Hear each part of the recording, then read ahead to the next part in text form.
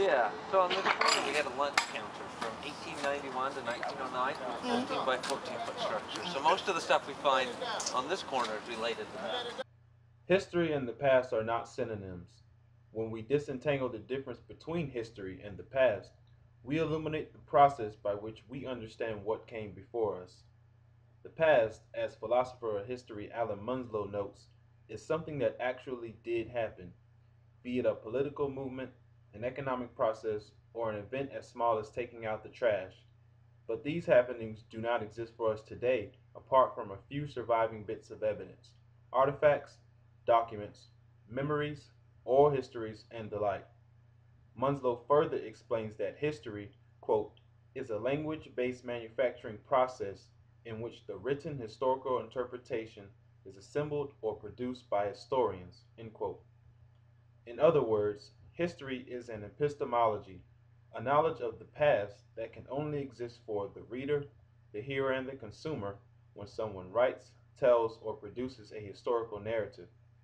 We use history to understand the past, but through history, our access to the past is dictated by constructed categories of analysis, be it of race, class, gender, power, and contemporary ideologies.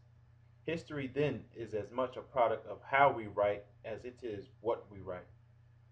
In other words, the process of historical explanation is one of the social construction through discursive structures rather than the unbiased presentation of empirical discoveries.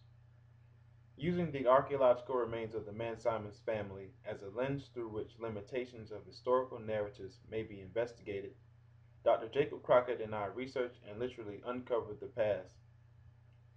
Of African American descent, the Mann-Simons family owned and occupied the corner of Richland and Marion Street in the 19th and 20th century.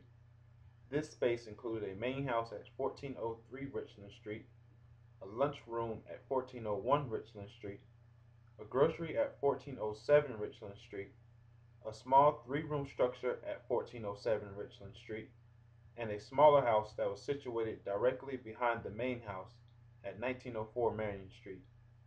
Archaeology is the only pure source of information we have about the day-to-day lives of the family, what they ate, bought, made, fixed, how they dressed, the scale of their business pursuits, what they served at the lunch counter, and how this material world changed over time.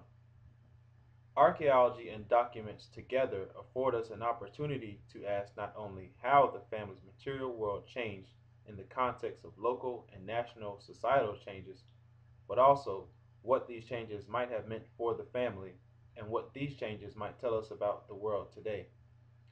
The history of the Mann-Simons site has changed over the past 30 years of public interpretation. Some of these changes are the products of discovering new bits of evidence of the past, newspaper articles, archaeological artifacts and features, structural analysis of the house, and the like.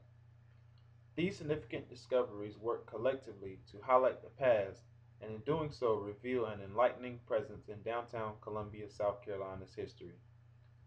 Knowing the past is about broadening the perspective of what it means to be an American, and in doing so, giving those persons who were left out of history a voice.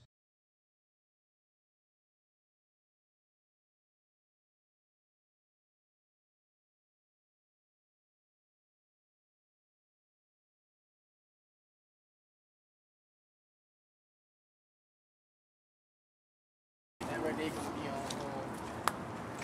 on PBS. It's going to be on National Geographic.